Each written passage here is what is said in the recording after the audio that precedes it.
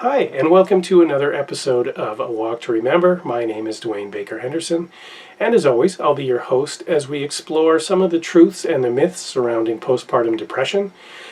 Today, I want to talk about the three things that we can directly control in our lives.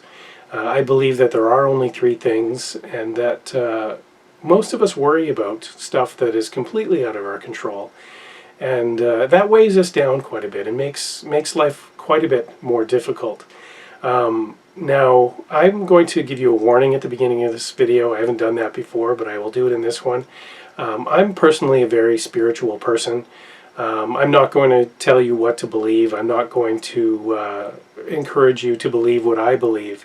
I think it's our responsibility to explore what we believe and to find our own truths in whatever way works for us.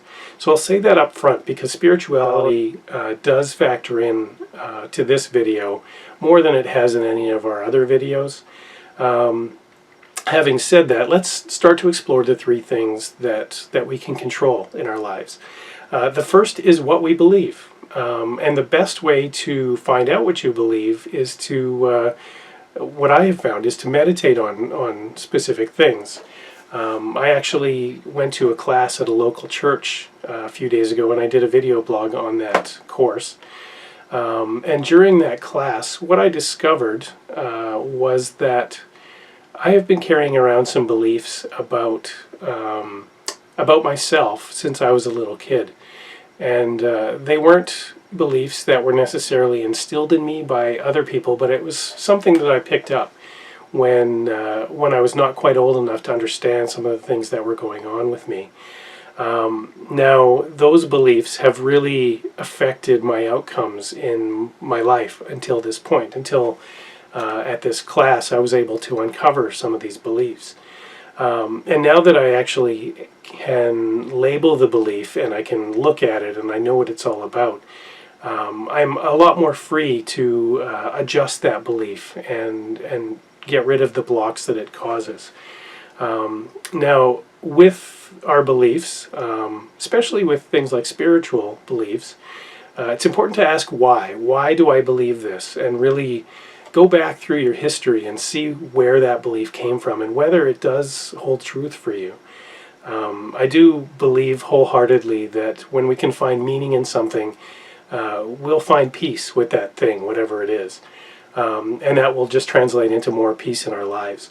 So I encourage you to find ways to explore your beliefs. The class that I went to was on spiritual healing, which it's not a class that I had really anticipated ever taking, but my wife asked me to go, and it was really profound being able to label this one specific belief in my life and be able to start working on it. There's other ways to explore what you believe. Meditation is fantastic. Just talking to people who have similar or very dissimilar beliefs so that you can clarify what is it that I believe about this specific area, whether it be money or yourself or what the world looks like or any of that kind of stuff. Talking to other people is fantastic. Listing beliefs that you're conscious of is a great thing to do as well. And then question, why do I believe that? Where did that come from? Is that true for me? That's a very powerful thing. And that leads into the next thing that we can control, which is what we visualize about ourselves, our lives, the world. I believe very strongly, as do a lot of other people. There's lots of speakers and even professional athletes and business people who believe that what you visualize is what you will end up seeing in your life. And we can control that. And what we visualize is really based on what we believe.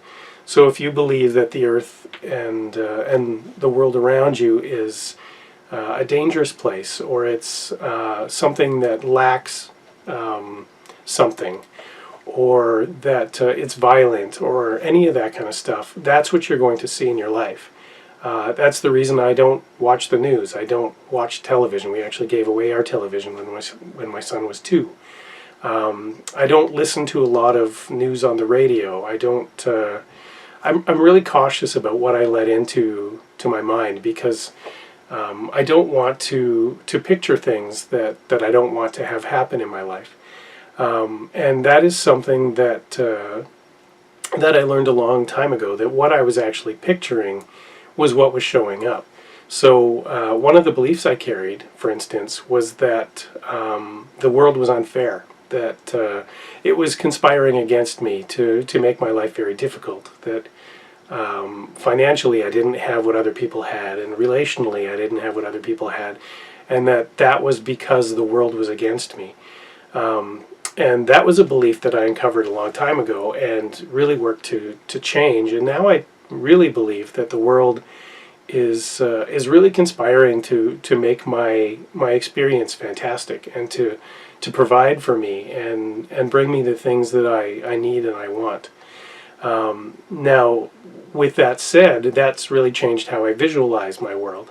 Where I used to be afraid of how am I going to pay for my mortgage? How am I going to pay for my groceries?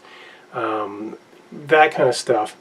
I always expect the best now. I expect money to show up when I need it. I expect the people that I need to show up when I need them. And that's been what I've experienced in the last few years. So really changing the way you visualize your own life can really change the outcomes of your lives.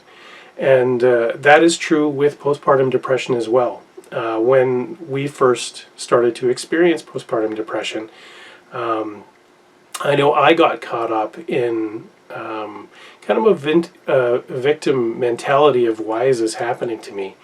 But very shortly, I started to redirect those visualizations and beliefs into what am I supposed to learn through this? And so everything I visualized after that was the lessons that I was learning and how it was carrying me forward. And that has really changed my perspective on what I got from that experience. And I know that's true for my wife, Corey, as well. So what you visualize can really make a difference. And the way that those beliefs that you have factor into what you're visualizing make a huge difference. The last thing that we can control personally is what we do with those beliefs and those visualizations. I believe that visualizing what you want, the outcomes that you desire, really puts your subconscious mind into the mode of helping you to get those things. Or if you will, it gives the universe cues as to what you're looking for. And then out of that, your actions come. And they can be conscious actions, they can be unconscious actions. Intentional actions are always better than subconscious, I believe. But once you have visualized what you want and you've clarified what you believe about whatever it is you're looking for, that's when your actions, you can control how you carry forward with those actions. So, for instance, if I want more financial abundance in my life, I have to look at what were my beliefs that made me not have financial abundance. Maybe it's that somebody had always told me that there wasn't enough, or that it was too hard to get something. And that's really created a belief of financial abundance is really difficult. And through that, my visualizations have been bill collectors coming to get me, or not being able to pay for something. And once I have switched those around, maybe now I believe that there's everything I need right there. There's actually a really great book called Acres of Diamonds that talks about that very thing, where everything that you really need in your life is already there. You just have to uncover it. It's right around you. And that's what I believe now, is that everything that I need is around me. I can find it really, really simply.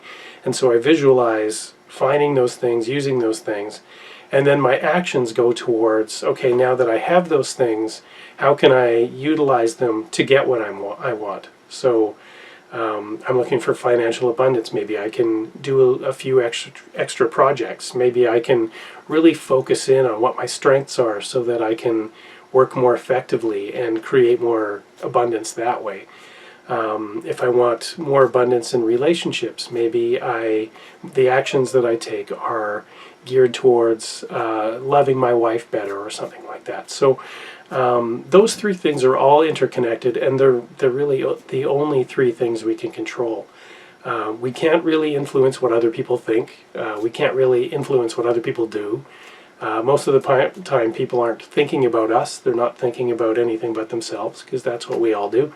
And so focusing on the three things that we can actually control will make your life a little bit easier. And if you're going through postpartum depression, anything that can help your day be easier is something that you will definitely enjoy. So I encourage you to look at those three things. Explore what you believe. Ask yourself, is it true? Is it not true? Why do you believe those things?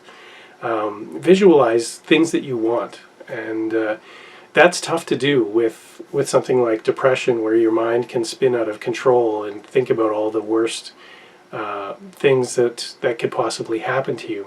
But you can slow down and stop that process and start to move towards visualizing the conditions that you want to realize in your life. You can do that through lots of different ways. So find a way that works best for you, and then take the actions that come out of that. Whether it be taking some time for yourself, or talking to somebody when you need to talk to somebody. Keeping yourself from being alone, that's a big one too.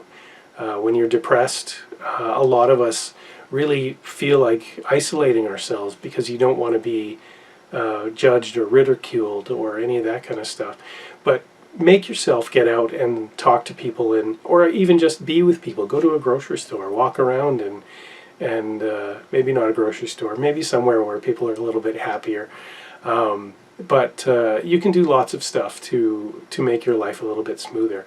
So I encourage you to do that. That's really all I wanted to talk about today. If you like this video, please give it a like. If you want to see what's coming up next, please subscribe to the channel. Put your comments below. I'd love to have feedback on how you find these episodes. Also, your ideas for what else I could talk about. If you did find some value in this, please share it with the people that you know who are going through similar circumstances to you that this might help. I'm going to be posting these Walk to Remember episodes every Tuesday at 5 p.m. Mountain Standard Time.